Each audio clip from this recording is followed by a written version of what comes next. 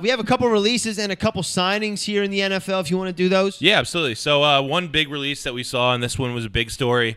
49ers did release their cornerback Tremaine Brock after a domestic violence dispute. He was released pretty much immediately after this news came out. Domestic violence it's intolerable. is being taken very seriously recently. As it should be. Yeah, as it obviously should be. But domestic violence wasn't treated so harshly back, even 5 years ago. Until Ray Rice and that video. If that videotape didn't come out, we probably still would be where we were. Right. I mean, and that was just such a clear. The only thing that could have made it worse was being in high definition camera. Yeah.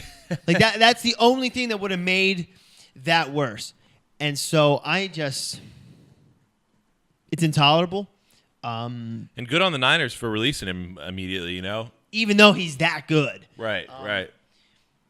And like I said, it's bad for business. People, you're pumping out jerseys that no one's going to buy. Mm-hmm. You're putting him on promotional tickets that people are going to say something about. And, they did it with Ray McDonald. They let him kind of see his case through, but it ended up being we all knew what happened. Right.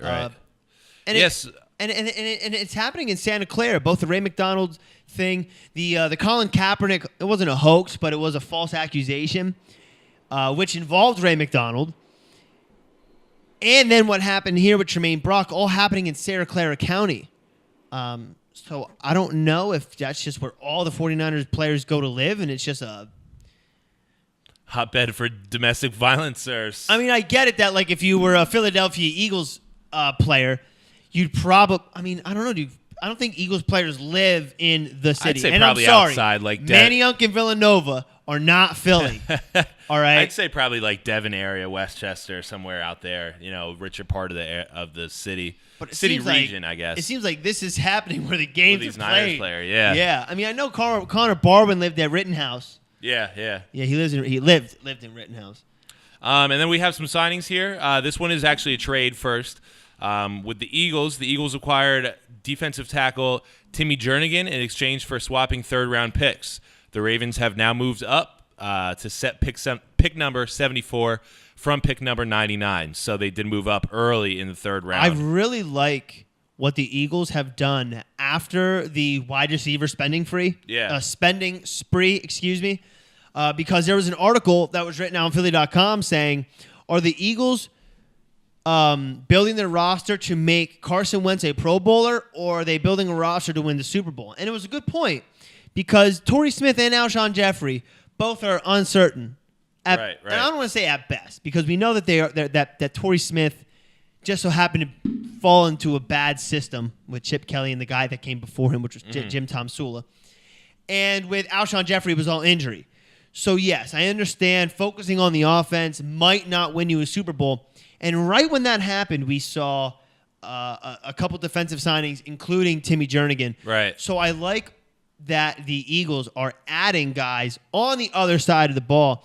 And I don't know. Journalists do have a very significant role in Philadelphia sports. Mm-hmm. It was like right after that article was released, they went and signed Chris Long. They went and got Patrick Robinson. And now they went and traded for Timmy Jernigan with and you're only trading spots in the third round. I know third round is still a hotbed for, and especially in but in this draft, 74 to 99, the same quality of players there within 25 spots. Right. So, you know what I mean? It's not like you're trading out of the third round. Mm-hmm. Yeah, no, I think it was a good move for both teams. Honestly, for the Ravens to move up is big for them and too. They saved a bunch of cap space, especially after signing Brandon Williams to that. Right. To be the highest paid defensive tackle. Mm-hmm. I'm sure you have to get rid of a defensive tackle. Right. Once you pay a man to be your defensive tackle. So the Falcons re-signed cornerback Desmond Trufant to a 5-year, $69 million deal with $42 million guaranteed. Obviously, Trufant, young stud with that team. Yes. Isn't he only in his second season? Yeah, he just got honestly, I don't 14. remember exactly how long he's been around, but I know it's not been long as far as the years go. My little brother's a big Falcons fan. He's big fan of that signing. Good on them, and they had a good defense. It it wasn't a slouch of a defense, at least. Well, I mean, the NFL defense is not what the defenses used to be.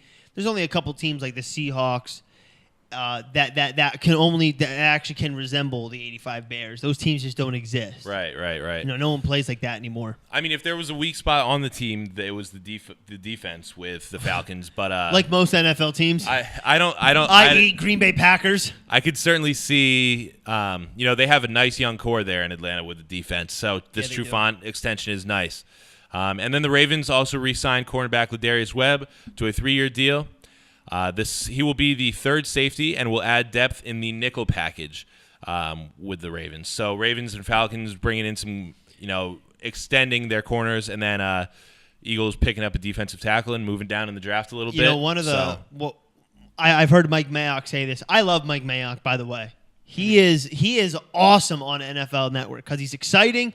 He's funny for being an old white dude. Yeah. Like, he's actually really funny. And one of the things he says is that cornerbacks are the hardest positions to fill in the NFL.